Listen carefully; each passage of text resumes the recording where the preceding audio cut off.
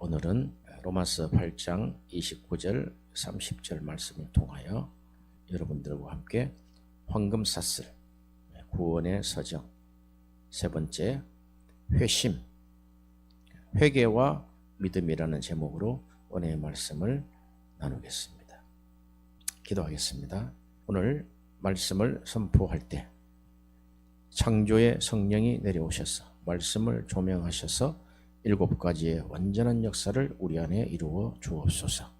모든 것을 가르치시고 주님의 음성을 생각나게 하시고 성령받아 예수 증인되게 하시고 모든 진리 가운데로 인도하여 주시고 장래의 일을 우리에게 알려주옵소서. 예수님의 영광을 나타내시고 우리를 구원하여 주옵소서. 성령님이 오셔서 죄와 의와 심판에 대하여 우리 안에 있는 세상을 책망하여 주옵소서. 성령이 가라사대 내가 불러 시키는 일을 위하여 바나바와 바울을 따로 세우듯이 오늘 우리에게 직접 말씀하여 파송하여 주옵소서. 지금 이 시간 예수 그리스도의 이름으로 성령의 역사를 막는 마귀와 우상이 떠나가게 하옵시며 하나님의 나라가 임하옵시며 믿음의 문을 여시고 믿음을 더해 주옵시고 은혜가 임하게 하옵시고 성령과 불로 세례를 주시어 은혜의 불이 붙게 하여 하옵시고 성령의 은사가 나타나게 하옵소서. 기적이 일어나게 하옵소서. 예수 그리스도 이름으로 기도하옵나이다. 아멘. 지난 주간에 구원의 서정의 가장 뿌리는 하나님의 택하심입니다. 예정입니다. 예정. 하나님의 예정은 우리에게 약속된 겁니다. 그럼 그 예정을 어떻게 알 수 있느냐? 그러면 우리가 구원의 서정에서 우리가 회심했잖아요. 회심하고 거듭났으면은 하나님이 우리를 택하셨구나. 그렇게 인정하시면 돼요.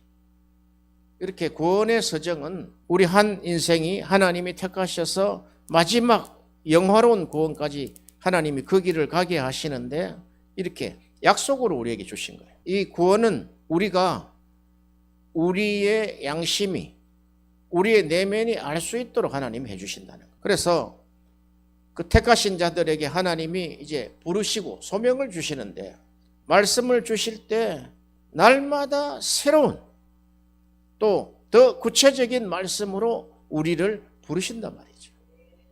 그렇지 않습니까? 그래서 부르시면은 우리가 두 가지로 이야기를 했어요. 그것이 외적 부르심이 있고 내적 부르심이 있다고 그렇게 했습니다. 외적 부르심은 우리가 성경을 읽을 때 또 천지 만물을 지으신 자연 만물을 통해서 하나님이 우리에게 주시는 음성이 있단 말이죠. 메시지가.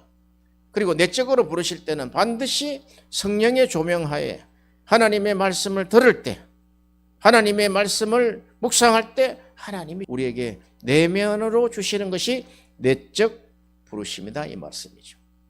그 내적 부르심을 통해서 하나님이 하시고자 하는 그 구체적인 사항을 날마다 새롭게 우리에게 허락하시는. 그냥 한 번 받았으면 끝. 우리는 천국 들어가니까 어떤 일을 해도 좋다. 이런 것은 아닙니다. 이 성령의 조명하심을 따라서 계속적인 우리에게 하나님이 구체적인 소명을 주신다는 거예요. 그래서 가장 중요한 게 이 성령이 우리에게 조명하시려면은 반드시 하나님의 말씀을 우리에게 주셔야 된단 말이에요. 말씀을 조명해서 말씀에 대한 구체적인 부르심을 우리에게 준단 말이죠. 그래서 우리가 예민하게 반응해야 될 것이 뭐냐면 하나님이 말씀을 주실 때 그 말씀을 버리면 안 된단 말이죠. 사울처럼 말씀을 버리면 안 된단 말이에요. 그 말씀이 임할 때 우리에게 그 말씀과 함께 우리에게 주실 소명이 있는데 버리고 말씀을 짓밟는 자에게는 하나님이 역사하실 수가 없어요. 더 나아가서 성령께서 근심한단 말이죠. 막았으니까.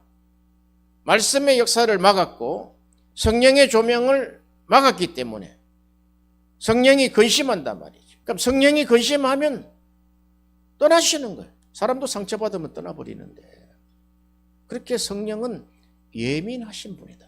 그러니까 성령이 근심하면 되는 일이 없단 말이죠. 떠나시면은 인생 그냥 끝입니다. 끝.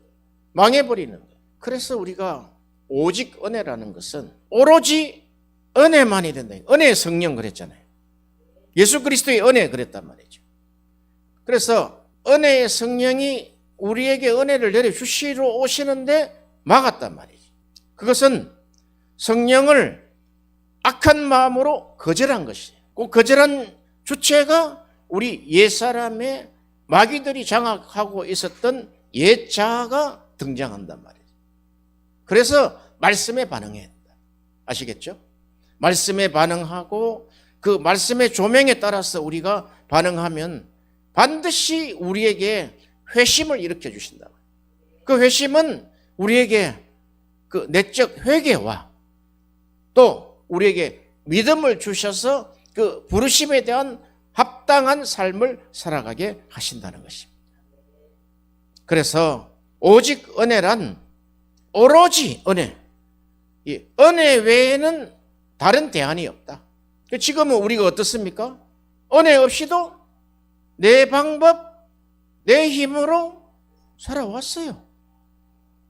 지나서 우리가 돌이켜 생각을 해보면은 너무 성령을 근심케 했다는 것을 우리가 고백하지 않을 수 없다는 것입니다. 너무나 우리가 내 안에 오신 이 실체, 하나님이라는 실체, 우리 안에 들어오셔서 창조의 역사를 일으키시기 위해서 창조의 성령이 우리에게 오셨는데 우리가 거절하고 짓밟고 거절하는 데는 성령이 일하시지 않아요. 너희가 나를 사랑하고 아버지를 사랑하면은 이제 너희들에게 나를 나타내겠다 했을 때 그 나타나는 주체는 성령이시다. 성령. 그래서 우리가 그것이 하나님의 은혜의 설계입니다.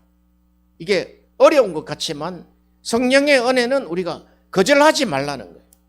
아멘 해라는 거죠. 성령이 일하시도록 내 생각, 내 방법을 내려놔라는 거죠.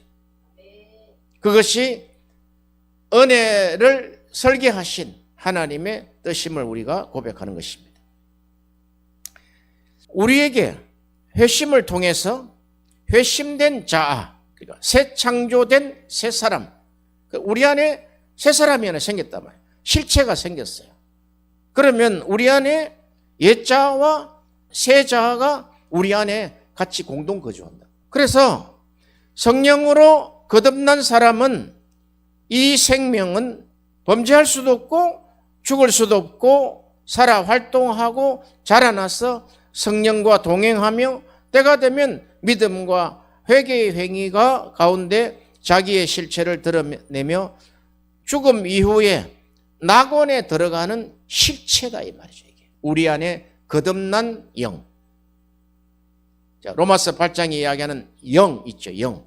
이 영이 낙원에 들어가는 천국에 들어가는 실체다 말이죠.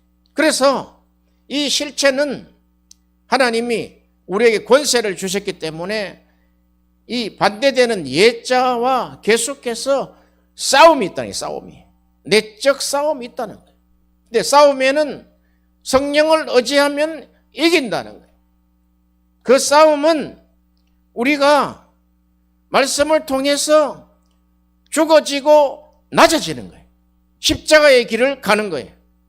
그게 십자가의 도입니다. 내 안에 성령이 함께 사신다고 하면서 마음대로 화를 내고 마음대로 욕하고 하는 것을 보면은 아직 모르는 거예요. 아직 성령이라는 그 창조의 영이신 성령을 두렵게 생각하지 않는다는 거예요. 성령께서 우리에게 조금만 우리에게 감동을 해도 우리가 잘못 살았다는 것을 우리가 회개합니다. 아, 이제는 내가 성령께 더 의지해야지. 내가 오직 은혜라고 하면서 내 힘으로 살았던 것을 내가 회개합니다. 내 방법으로 살았던 것을 회개합니다. 이렇게 고백하는 거예요. 그럴 때 우리 인간도 그렇잖아요. 나를 위로하고 또 나에게 미안하다고 이야기하고 내가 잘못된 것 같다고 이야기했을 때 마음이 풀리듯이 성령께서도 마음이 풀린다. 그래서 다시 우리와 함께 일을 하시는. 하나님이 일하시지 않으면 우리는 그냥 맹탕이에요, 맹탕. 예수를 믿는다면서 하나님이 나의 삶에서 동행하지 아니하시고 하나님이 일하시는 흔적이 없다면 그냥 옛사람 그대로예요. 맹탕이에요. 예수를 믿으나 맹탕이다 말이에요. 그래서 우리 개혁신학은 우리가 중생을 하고 이제 거듭났지만 하나님의 영의 실체가 우리 안에 들어왔지만 그 상태를 우리를 칭의라고 한다 말이에요. 칭의. 법적으로 이제 의롭다고 부르겠다는 거예요. 그러나 우리 안에 예자가 있죠. 그래서 우리는 의인이지만 죄인이다는 고백. 이걸 잊으면 안 된단 말이죠. 우리 삶을 보면 알잖아요. 얼마나 우리 생활 속에서 우리 예자와 더러운 근성들이 우리 인생을 망치게 합니까? 인생이 망한단 말이에요. 이렇게. 그러니까 성령에 민감하지 않으면 망해버린단 말이죠. 망해버린다. 성령이 말씀하시면은 아멘 하고 바로 회개해야 돼. 바로 회개. 이렇게 하나님이 이토록 우리 삶을 승리할 수 있도록 가장 하나님의 뜻에 합당하도록 살기 위해서 탁 설계가 되어 있단 말이에요. 설계가 되어 있는데 그 설계도를 못 보는 거예요. 의인이지만 죄인이다는 거. 자, 그러면 이런 겁니다. 우리가 가장 속을 수 있는 지금 유튜브 방송에도 굉장히 그런 내용이 많아요. 쏠깃하지요. 내가 이제 거듭났으니까 성령이 나에게 오셨잖아요. 그러면 늘 성령과 내가 동행한다는 거예요. 늘 성령의 음성을 듣는다는 거예요. 그걸 우리가 자세히 보시면은 자, 이런 겁니다. 성령은 거듭난 실체하고 동행한단 말이에요. 옛사람하고는 동행하지 않아요. 그러나 우리의 실체가 완전히 어려워진 것이 아니라 의롭다고 칭했기 때문에 죄인이단 말이죠. 그 죄인과 성령이 동행할 수가 없어요. 안 그래요? 죄인이 어떻게 성령의 음성을 듣습니까? 그래서 우리에게 이 외적 부르심과 내적 부르심이 중요하다는 거예요. 내적으로 우리에게 부르실 때 그 일은 성령께서 조명하셔서 하신 일이단 말이죠. 그래서 우리가 자칫 교만하면은 그냥 자기가 거의 신이 된 것처럼 그게 발전하면은 나는 신이다가 되는 거예요. 자기가 신이 돼버리는 거예요. 그 기초가 나는 지금 성령과 동행하고 있다. 나는 매일 성령의 음성을 듣는다. 그 사람이다. 그 사람. 그렇게 시작한다고 그게. 죄인이기 때문에 안 돼요. 죄인은 회개할 일밖에 없단 말이에요. 회개할 일밖에. 그리고 나는 내 본질은 죄인이다 말이에요. 죄인. 본질을 확 바꿔놨습니까? 안 바꿔놨어요. 살아보면요. 얼마나 더러운 것이 많이 나옵니까? 그래서 우리가 우리를 의롭다 하신 것이 얼마나 감사한 일이잖아요. 그래서 칭의를 받은 사람은 성화되어 간다는 거예요. 이 땅에서 성화가 완성되지 않아요. 그래서 우리가 겸손하게 살아야 돼요. 자기가 무슨 성령의 사람인 것처럼 신인 것처럼 하는 사람은 굉장히 무서운 사람이에요.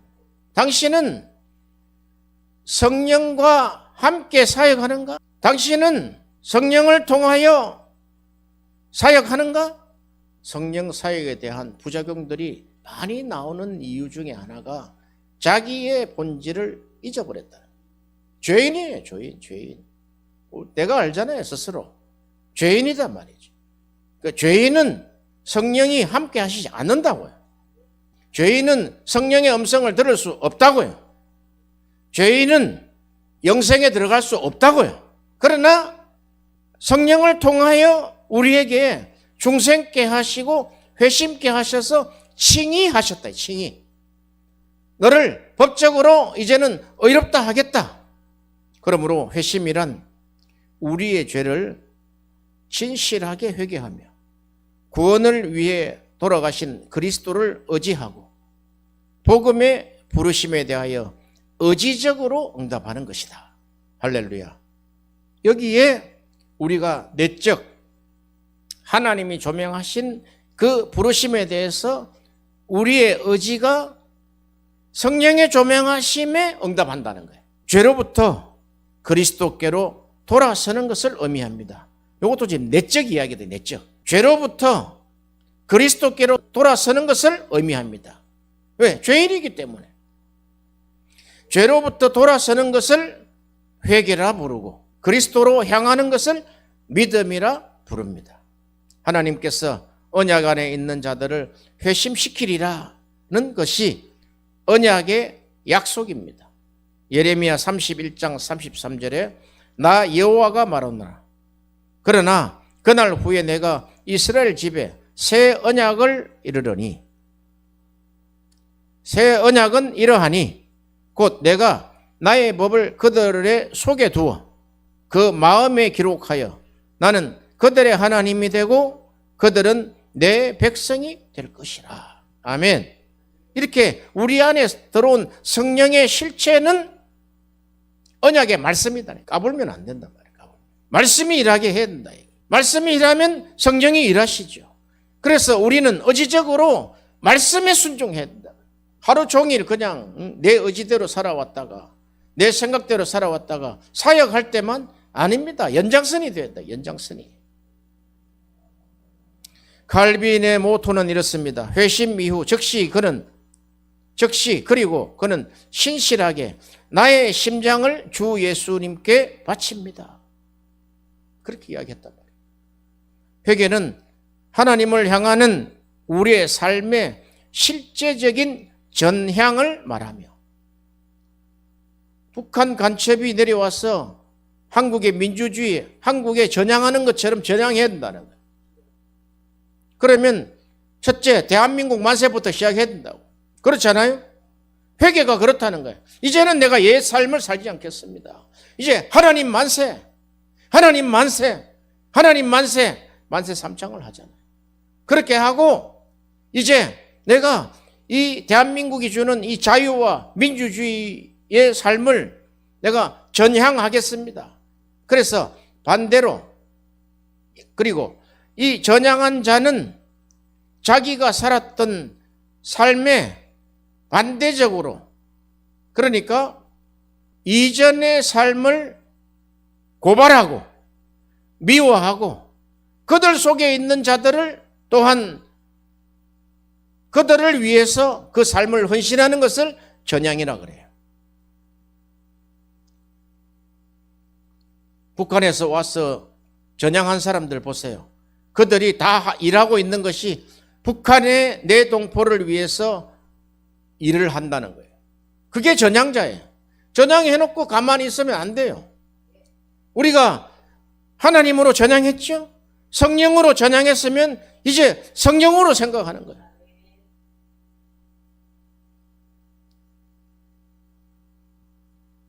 하나님은 절대로 죄인과 동행하지 않는다는 사실을 우리가 알고 전향한 자는 이제 말씀으로 살아갈 때 반드시 성령께서 동행한다는 이 양쪽 사실을 우리가 민감하게 알아야 된다 이 말이죠.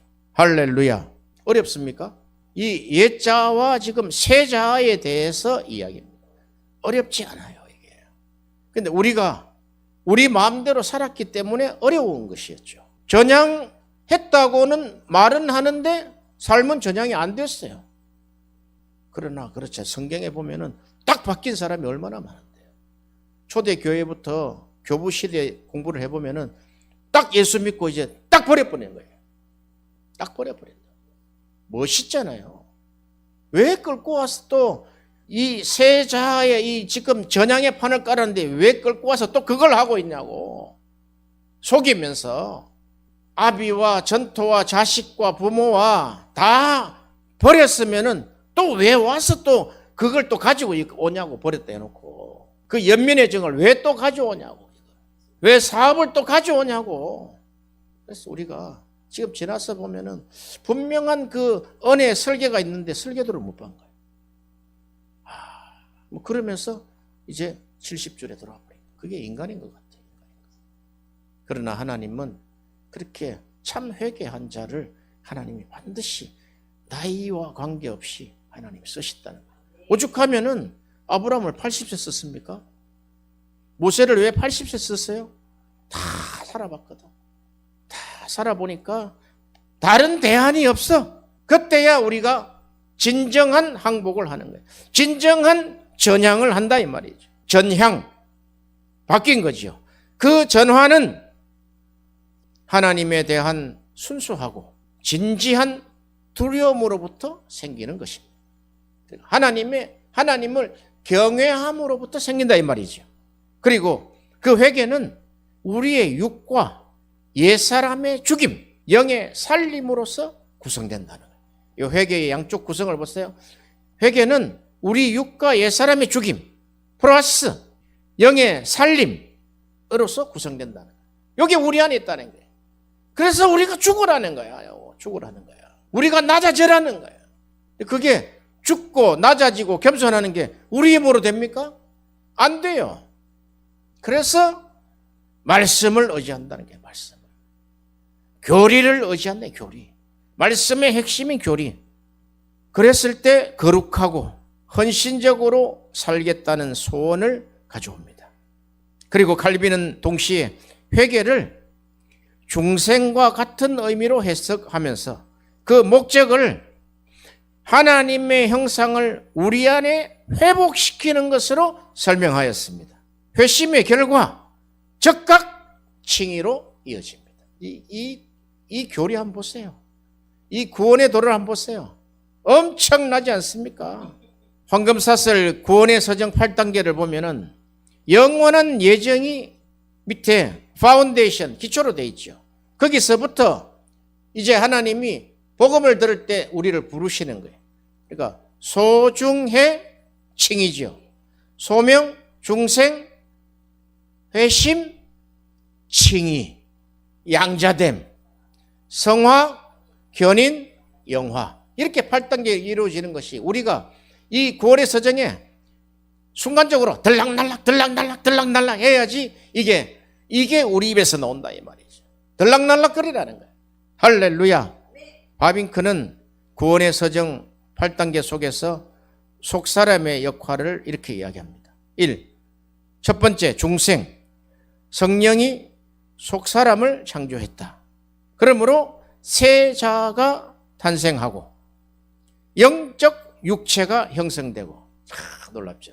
스피리추얼 바디라고 영적 육체가 형성이 되고 새로운 감각 기관이 생성이 됐다. 아이고 바빙크 대단합니다. 두 번째, 이렇게 중생된 자는 부르시고 중생된 자는 반드시 회심으로 이어진다. 회심은 속사람이 죄에 반응한다는 거예요. 회심은 죄책을 느끼고 크게 슬퍼하고 양심이 깨어지고 하나님의 말씀에 순종하게 되는 것. 그게 회심이라는 거예요. 세 번째, 믿음은 속사람이 말씀을 영적으로 이해한다는 거예요. 그러니까 믿음은 속사람의 반응이라는 거예요. 회개 이후에 이제 속사람이 반응할 때 믿음으로 반응한다는 거예요. 그것은 말씀을 조명하신 성령께 대한 반응이라는 거예요. 이 믿음은 새 생명에서 나온다는 거예요. 할렐루야. 그래서 칭의로 이어집니다. 그러니까 칭의는 적시예요, 적시. 칭의는 적각이라고. 이건 우리 내면 안에서 일어난 사건이기 때문에 거듭난 사람은 알아요. 내 자아가 거듭나고 내 안에 새로운 생명이 들어왔다는 것을 본인이 안다 이 말이죠. 그래서 이 거듭난 사람은 적각 칭의로 이루어지는데 성화는 점진적이다 이 말이죠. 칭의는 객관적 선언이지만 속사람이 확신으로 수용한다는 거예요. 놀랍죠? 그리고 속사람이 하나님의 의를 느끼고 누린다는 거예요. 다섯 번째, 성화는 속사람이 은혜에 의해서 실제로 변화되어 간다는 거예요. 점진적으로 마음의 변화, 성품의 변화, 의지의 변화. 그러니까 지정의의 변화가 나타난다는 거예요. 그걸 본인이 알아요. 그렇잖아요? 그리고 속사람이 목표가 그리스도의 장성한 분량에 충만한 것까지 닮아간다는 거예요. 그게 하나님의 은혜의 설계라는 거예요. 설계. 그리고 여섯 번째, 견인은 속사람이 성령의 능력 안에서 지속한다. 그러니까 속사람의 생명은 사라지지 않기 때문에, 죽지 않기 때문에 속사람의 생명은 견디고 인내하면서 계속적으로 지속되고 자라간다. 그리고 7번째, 부르심으로부터 보면은 8번째죠. 8번째, 영화입니다. 영화는 하나님이 우리가 이 땅에서 살아가면서 점진적으로 성화되면서 하나님의 그 영광스러움, 영화는 글로리파이거든요. 하나님에만 붙이는 건데 그것을 잠깐 순간적으로 맛보게 하시는 거예요. 누리게 하신단 말이에요. 그리고 우리가 이 땅을 떠날 때 하나님의 완전한 영광에 들어가게 되는 것입니다. 이것이 구원의 서정입니다. 그러므로 성령의 조명하심으로 회심은 지식의 회심과 양심의 회심 두 가지가 있습니다. 지식의 회심을 말씀드리겠습니다. 에베소서 1장 17절에 우리 주 예수 그리스도의 하나님 영광의 아버지께서 지혜와 계시의 영을 너희에게 주사 하나님을 알게 하시고 지식입니다. 18절에 너희 마음 눈을 밝히사, 마음에 지금 눈이 달렸단 말이에요. 마음 눈을 밝히사 지식입니다. 그의 부르심의 소망이 무엇이며 성도 안에서 그 기업의 영광의 풍성이 무엇이며 그의 힘의 위력으로 역사하심을 따라 믿는 우리에게 베푸신 능력의 지극히 크심이 어떠한 것을 너희로 알게, 지식입니다. 알게 하시기를 구하노라. 아멘. 이렇게 하나님이 성령에 조명하시면은 그 말씀을 통해서 우리에게 지식에 이르기까지 우리에게 변화를 추구한다는, 지식의 회심이 일어난다. 지식의 회심. 그러면 자연인은 영적 허감으로 되어 있다는 거예요. 허감이 전제라는 거예요. 우리가 예수를 믿기 전에는 완전 캄캄한 세월이었단 말이에요. 성경 이야기에도 알 수 없어요. 지금도 마찬가지입니다. 성경을 읽고도 그것이 해석이 되지 않으면은 아직까지는 그 부분까지 도달을 못한 거죠. 그래서 이 회심은 회개를 이끌어냅니다. 참된 회개를 이끌어내고 믿음으로 향하게 합니다. 그래서 이 개혁신학은 회개에 율법적 회개와 복음적 회개가 있다. 이렇게 이야기를 합니다. 율법적 회개는 가인의 회개입니다. 사울 왕의 회개입니다. 가룟 유다의 회개입니다. 그러니까 심판을 받기가 두려우니까 그냥 생각으로 후회하는 거예요. 회개는 그 잘못된 부분에서 딱 돌았어야 돼. 전향해 버려야 된단 말이에요. 그 전향하는 것을 복음적 회개라고 이야기합니다. 율법적 회개에 구체적으로 가인의 회개는 창세기 4장 13절에 가인이 여호와께 아뢰되 내 죄벌이 지기가 너무 무거우니다. 그게 회개입니까?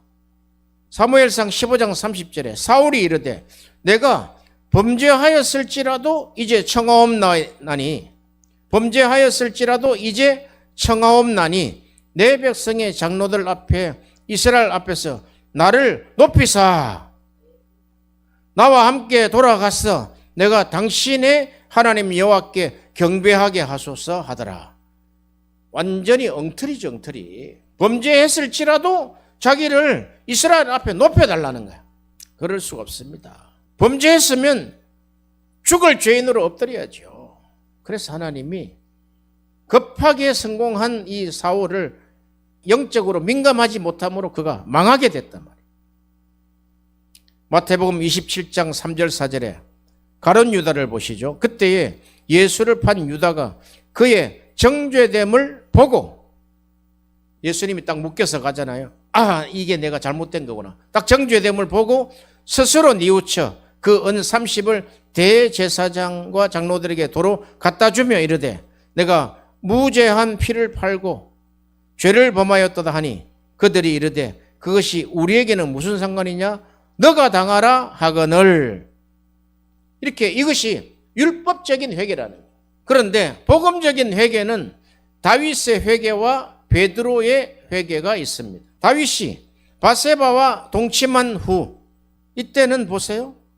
다윗이 간음을 행하면서 또한 우리아를 죽이는 계획을 했기 때문에 살인이 지금 같이 붙어 있단 말이에요. 살인이. 살인과 음행의 죄를 범한 후 선지자 나단이 다윗에게 왔을 때 사무엘하 12장 13절에 다윗이 나단에게 이르되 내가 여호와께 범죄하였노라.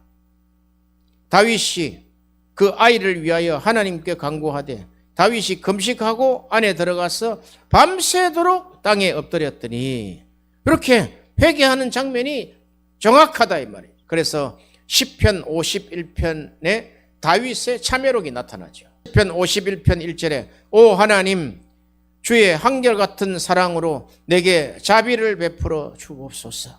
나를 불쌍히 여겨 주셔서 내 모든 잘못을 없애 주소서. 이게 바디메오가 했던 기도다 말이에요. 이게 이걸 그대로 가져갔어요. 나에게 자비를 베풀어 주시고 나를 불쌍히 여겨 주소서. 바디메오가 그러잖아요. 다윗의 자손 예수여 나를 불쌍히 여겨 주소서. 시편 51편 2절에 내 모든 죄악을 다 씻으시고 내 모든 죄를 깨끗하게 해 주소서. 내가 저지른 잘못을 알고 있으니 내 죄가 항상 내 앞에 있습니다. 다윗은 알았단 말이죠. 제가 항상 내 앞에 내 안에 있다는 것을 알았습니다. 내가 주께 죄를 지어 주께서 보시기에 악한 짓을 했습니다. 그러므로 주께서 내게 뭐라고 하셔도 주의 말씀이 옳으며 주께서 내리신 판단이 바릅니다. 시편 51편 10절에 드디어 최고의 고백을 합니다. 하나님이여 내 속에 정한 마음을 창조하시고 내 안에 정직한 영을 새롭게 주옵소서. 할렐루야. 사무엘하 2장 10절에 그 훨씬 지난 이후입니다. 다윗이 백성을 인구조사를 한 후에 그의 마음에 자책하고 다윗이 여호와께 아뢰되 이 일을 행함으로 큰 죄를 범하였나이다. 여호와여 이제 간구하옵나니 종의 죄를 사하여 주옵소서. 내가 심히 미련하게 행하였나이다 하니라. 이게 하나님의 은혜로 하지 아니하고 전쟁을 칠 수 있는 그 인구조사를 함으로 그가 위안을 받으려고 했다. 우리는 이만큼 많은 군대를 가지고 있으니 어디라도 대적할 수 있고 이길 수 있겠지 하는데 이걸 성령이 딱 마음을 주시니까 그 마음이 회심이 일어났다. 아 이건 내가 하나님 앞에 잘못한 짓이구나. 내가 하나님의 마음을 떠났구나. 내가 죽을 죄를 지었습니다. 큰 죄를 지었습니다. 우리는 이게 다윗 같은 이런 고백이 평생 살아도 없어요. 보세요. 평생 살아도 있는 사람이 잘 없다고 이게. 하나님의 은혜가 임해서 아 내가 오직 은혜라고 하면서 왜 내 방법으로 하고 있지? 눈물을 철철 흘리고 해도 또 내 방법으로 한단 말이에요. 우리가 어쩔 수 없어요. 인간은 죄인이기 때문에 근본이 죄인이기 때문에 안 돼요. 우리가 의인이라고요? 그냥 의인으로 법적으로 우리를 인정해 주시는 것이죠. 그것만 해도 어딘데. 그렇게 해서 우리가 그 의를 쫓아 우리가 거룩해지는 거예요. 성화되어져 가는 거예요. 예수 그리스도를 쫓아가는 거예요. 그렇지 않으면 엉터리 신앙이 됩니다. 그래서 바울은 고린도후서 7장 10절에 하나님의 뜻대로 하는 근심은 후회할 것이 없는 구원에 이르게 하는 회개를 이루는 것이요 세상 근심은 사망을 이루는 것이니라. 아멘. 베드로가 주님을 3번이나 부인하고 저주했을 때 실로 쓰라리게 울었습니다. 마태복음 26장 75절에 이에 베드로가 예수의 말씀에 닭 울기 전에 너가 3번 나를 부인하리라 하심이 생각났어. 밖에 나가서 심히 어떻게 했다? 통곡하니라. 통곡을 했단 말이에요. 방성대곡을 했단 말이에요. 누가는 이렇게 봤어요. 누가복음 22장 61절에 주께서 돌이켜 베드로를 보시니 우리 주님이 이렇게 돌이켜서 베드로를 봤단 말이에요. 아무 말도 안 했어요. 아니 이 메시지를 준비하면서 베드로를 보시는 주님이 나를 딱 보시는 거예요. 나에게 소름이 딱 돋더라. 베드로를 보시는 주님이 지금 너를 보고 있구나. 베드로를 보시니 베드로가 주의 말씀 곧 오늘 닭 울기 전에 내가 3번 나를 부인하리라 하심이 생각났어. 밖에 나가서 심히 통곡하니라. 이 주의 제자들이 다 봤어요.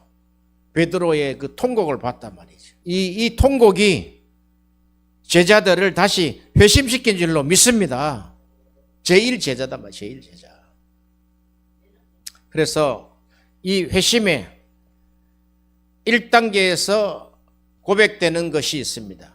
회심의 1단계 고백은 첫 번째, 눈뜬 소경의 간증입니다. 요한복음 9장 25절에 대답하여 그가 죄인인지 내가 알지 못하나 단 한 가지 아는 것은 내가 소경으로 있다가 지금 보는 그것이니이다.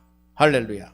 이 눈뜬 소경이 실로암에서 눈 뜨고 자꾸 추궁을 하니까 그가 죄인이지 않느냐, 죄인이 어떻게 눈을 뜨게 할 수 있냐 이렇게 하니까 그가 죄인인지는 내가 알 수 없다. 그러나 내가 소경으로 있다가 지금 눈을 떠서 보고 있는 것입니다. 우리가 이런 고백이 다 했다. 내가 소경으로 있다가 지금 봅니다.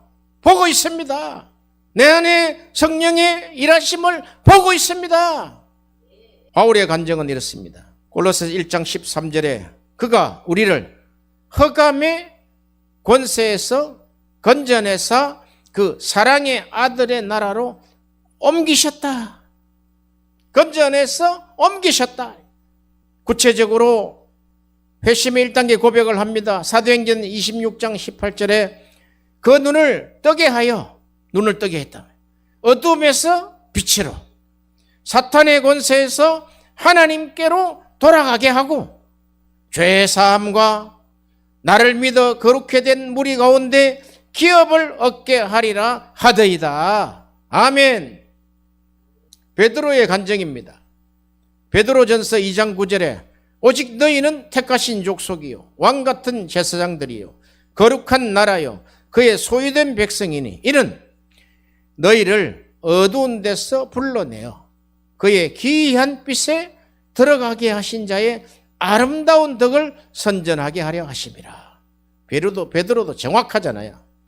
너희를 어두운 데서 불러냈다는 거예요. 그리고 그의 기이한 빛에 들어가게 하셨다는 거예요. 여기에 기이한 빛에 들어가게 했다는 게 무슨 말이냐 이 말이에요. 빛이 있으라 말이에요. 빛이 있으라. 하나님의 그 창조의 영이 하시는 그 사역 안에 들어가게 하셨다는 거예요. 이게 그리하여 결과적으로 아름다운 덕을 우리는 선전하게 된다. 우리의 사명이에요. 이것이 인생의 충격적인 역사며 성경 저자들은 이 간증만 했어요. 바울 보세요. 바울은 간증하는 곳에 계속해서 그가 다메섹 도상에서 받았던 눈을 뜨게 하고 어둠에서 빛으로 사탄의 권세에서 하나님께로 돌아가고 죄사함과 주 예수를 믿어 거룩해 된 무리 가운데서 기업을 얻게 한다고 그 간증만 한단 말이죠. 간증은 다른 간증하면 안 돼요. 자기가 높아지게 되어 있습니다. 간증은 조심해야 돼요. 이것이 회심의 1단계 고백입니다. 내가 구원받은 확신이다 이 말이에요. 내가 이렇게 어둠에서 빛으로 왔고 사탄의 권세에서 하나님께로 돌아왔다 이 말이에요. 공통적인 간증입니다. 아니 이게 없으면 왜 교회에 나옵니까? 이게 우리를 부르시고 소중하잖아요. 우리를 중생케 하시고 회개하실 때 우리가 때가 차지 아니하므로 하나님께 반응하지 못했다. 회심의 2단계입니다. 성령의 조명 사역입니다. 이렇게 회심한 자들은 눈을 뜬 자들은 이제 눈을 떠서 성령의 조명하시는 사역을 알게 됩니다. 그러나 성령이 없는 자연인도 형정 해석을 잘할 수 있고 논쟁에 이길 수도 있습니다. 도울이란 자가 요한복음 강해의 책을 썼죠. 요한복음을 강해한단 말이죠. 그는 중생한 자가 아니단 말이에요. 할 수 있다고. 그러니까 엄청나게 공부를 했다는 거예요. 책이 그냥 써집니까? 요한복음 전권을 다 강해를 했는데, 그리고 인도의 간디는 산상수훈을 좋아했으며 그 산상수훈을 해설도 했습니다. 그냥 산상수훈을 그냥 그대로 읽어서 그냥 암송해서 살아도 돼요. 우리나라에 자칭 성령이라 는 사람이 얼마나 많습니까? 그 중에 허경영은 모든 성경을 통달했다고 자칭 성령이라고 합니다. 이들은 공통적으로 성경을 윤리적으로 생각합니다. 거듭난 자는 성경을 영적으로 생각합니다. 이들이 성경을 윤리적으로 생각하기 때문에 구원이 뭔지를 모른다 이 말이에요. 구원의 서정을 알 수가 없단 말이에요. 알 수가 없다고. 책도 쓰고 해설도 하고 강해도 하지만 성경을 윤리로 보고 이용한단 말이에요. 자, 바꿔서 이야기하면 구원을 설교하지 않는 자는 윤리로 설교하는 자. 그렇죠? 그래서 윤리, 도덕으로 설교하는 목사는 실상은 구원받지 못했다. 요한계시록 2장 9절에 그 구원받지 못한 유대인의 회를 사탄의 회라고 했습니다. 이건 무리하게 이야기하는 게 아니에요. 성경에 이렇게 나와 있단 말이에요. 그들은 유대인의 회가 아니라 사탄의 회다는 거예요. 무엇이냐? 구약 성경을 윤리로 본다는 거예요. 윤리로. 그 윤리 도덕으로 설교하고 구원받지 못한 자가 설교를 했을 때 그 가르침에 어느 누구도 구원의 도에 들어갈 수 없습니다. 그러므로 한국 교회가 타락하고 망해가는 징조입니다. 맞습니까? 어떤 분이 이렇게 했어요. 한국 교회에 트렌드가 있다. 5개의 트렌드가 있는데 첫 번째 만모니즘이에요. 돈, 기복주의라는. 그리고 두 번째 그 재산을 지키려고 세습을 하고 있다. 그건 그냥 우리 눈에 보이는 거예요. 세 번째, 개교회 중심의 대형 교회를 지향한다는 거예요. 네 번째, 그러므로 그들이 교황주의에 다시 돌아왔다는 거예요. 그들은 사회 정의를 외치는 교회가 되었습니다. 그들은 하나같이 한국 교회를 살리자라고 하지만 모두 다 내용을 보면 윤리 설교를 하고 있다. 가짜다 이 말이야, 가짜. 그러나 진짜는 이 가짜에게 1도 관심이 없어요. 진짜는 가짜 이야기가 귀에 안 들어온단 말이죠. 거짓 교사요, 광명한 천사이기 때문에 천사적 메시지를 한단 말이죠. 선한 이야기, 내 귀에 캔디 같은 이야기만 전한단 말이죠. 그게 광명한 천사지 뭡니까?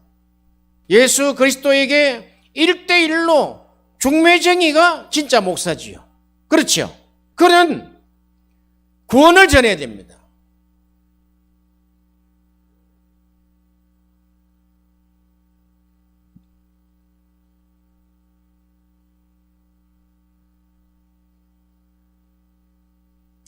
그리하여 이 구원의 서정은 가르침입니다.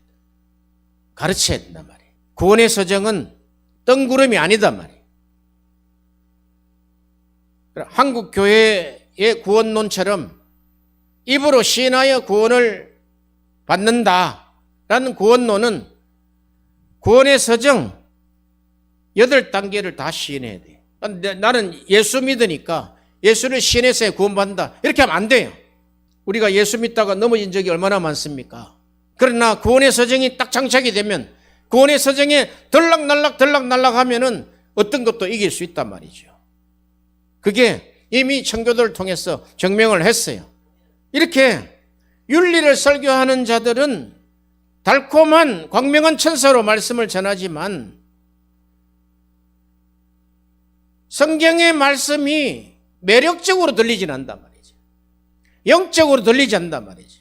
성경의 말씀이 설교가 매력적으로 들려야, 영적으로 들려야 그 매력으로 빠져든단 말이죠. 매력은 예수 그리스도의 매력에 빠진단 말이죠. 다윗처럼 내가 하나님의 아름다움을 사모한다. 매력에 빠졌다. 매력에. 매력에 빠지면 결혼하잖아요. 매력 없는 자와 결혼합니까?